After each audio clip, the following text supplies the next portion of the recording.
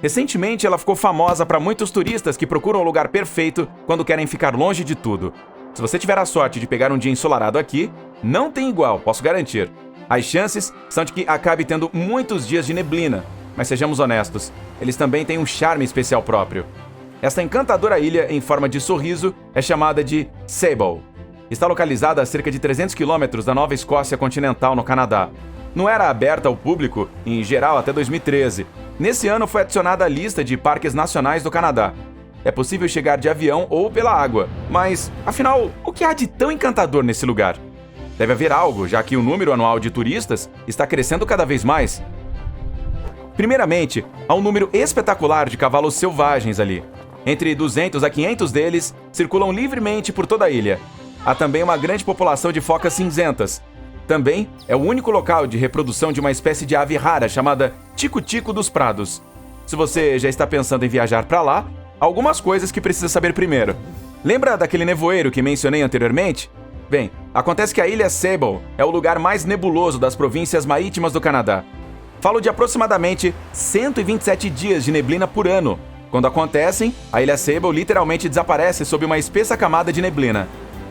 Você também não poderá explorar o local por conta própria. Os regulamentos locais estabelecem que os visitantes precisam viajar com um grupo e também devem manter uma distância de 60 metros da vida selvagem que podem encontrar. Por mais encantador que este lugar possa ser, guarda um segredo obscuro escondido sob as dunas de areia. E não tem nada a ver com as belas criaturas que vivem ali ou com a vegetação única. Além de ser conhecida por seus cavalos e focas, a ilha Sable é famosa por um enorme número de naufrágios. Ao longo dos anos, cerca de 350 navios terminaram suas vidas ali, nestes bancos de areia. Quando os sobreviventes descreveram suas experiências, geralmente mencionavam condições climáticas adversas perto dessa ilha misteriosa. Ela também entrou para a literatura quando foi descrita em um livro chamado A Tormenta, escrito por Sebastian Junger e publicado em 1997. A obra fez tanto sucesso que mais tarde foi adaptada para o cinema em 2000, com George Clooney no papel principal de Mar em Fúria. O primeiro naufrágio registrado perto da ilha Sable foi em 1583.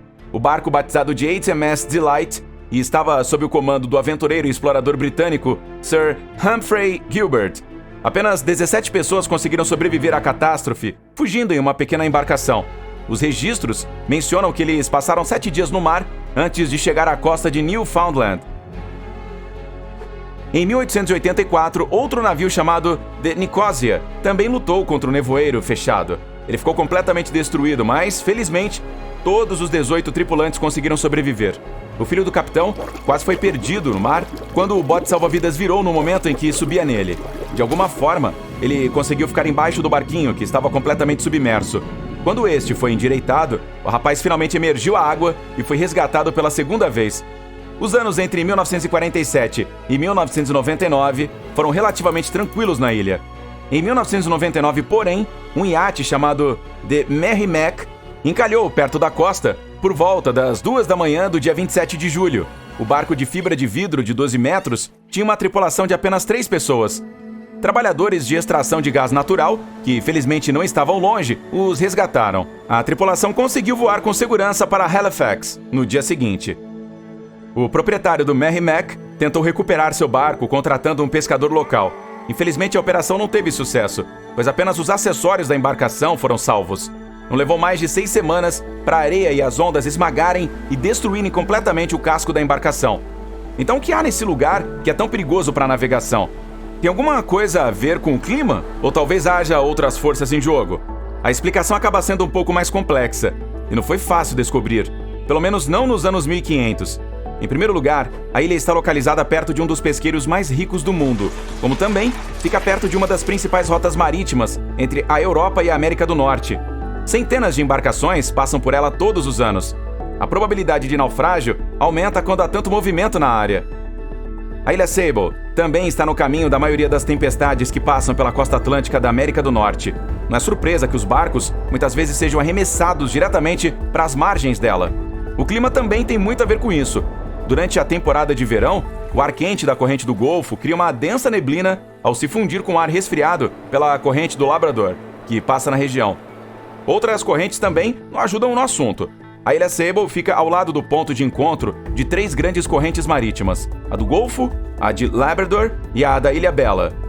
Desde a década de 1950, radares e outras ferramentas modernas de navegação também são usadas em embarcações comerciais. Até então, o sextante era o principal instrumento usado para descobrir a localização de um navio. Isso não significa que o instrumento não era preciso, mas ele não poderia funcionar corretamente sem uma visão clara do Sol ou das estrelas, o que significa que não ajudava muito quando a neblina era densa, como a que cerca a Ilha Sable, ou quando estava nublado. Muitas vezes, durante o mau tempo, o capitão de um navio navegava confiando na sua experiência e intuição e com base na velocidade e direção. É por isso que a maioria dos sobreviventes dos naufrágios perto da Ilha Sable disse que o comandante simplesmente calculou mal a posição do navio, colidindo por acidente. Esta terra empoeirada e arenosa é tão hostil para os navios quanto para as árvores. Há supostamente uma única delas em toda a ilha, e ela parece mais um arbusto.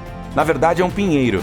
E como os famosos cavalos do local não a veem como uma fonte de alimento, de alguma forma ela conseguiu sobreviver. Relatos dizem que a árvore foi plantada na década de 1950. As autoridades locais estavam tentando cultivar uma floresta na ilha para torná-la um pouco mais acolhedora.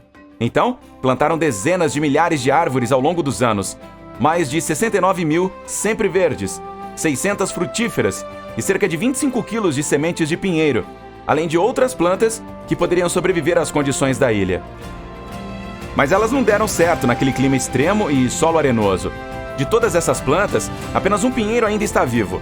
Graças à sua resistência, tornou-se até um símbolo da Ilha Sable, que, curiosamente, também teve apenas um habitante por cerca de 40 anos. Você pode imaginar isso? Uma pessoa vivendo em uma ilha remota por tantas décadas? E é a história de uma mulher chamada Zoe Lucas. Ela escolheu se cercar dos únicos outros moradores do local, os cavalos, as focas cinzentas e as muitas espécies de pássaros. A reconhecida naturalista mencionou em uma entrevista em 2017 que estava acostumada a viver ali e que nunca se sentia sozinha. Para sobreviver, teve que montar um kit de itens essenciais. Isso incluía um caderno para tomar notas e um par de binóculos para estudar a vida selvagem. Você pode ter absoluta certeza que ela não sentia medo do ambiente intimidador desde que decidiu, por fim, chamar esse lugar de lar. A princípio, Zoe queria se estabelecer em uma ponta da ilha, perto de algumas construções abandonadas, mas por fim, se instalou em uma casa de madeira perto de um monte de dunas de areia. Uma instituição canadense chamada Serviço Meteorológico do Canadá fez a construção simples na década de 1940. A Parks Canada opera o prédio atualmente. O trabalho de Zoe incluía a coleta do máximo possível de dados sobre a população local de cavalos. Isso ajudou os cientistas a entender melhor como eles conseguiram se adaptar ao ambiente hostil. Ela também ajudava a recolher os detritos que chegaram à costa para ajudar a rastrear os níveis de poluição. Entre todo o lixo que recolheu, havia uma geladeira e uma caixa cheia de pimentas frescas. Alguns outros especialistas começaram eventualmente a trabalhar em turnos alternados na ilha para oferecer à corajosa mulher um pouco de companhia de vez em quando.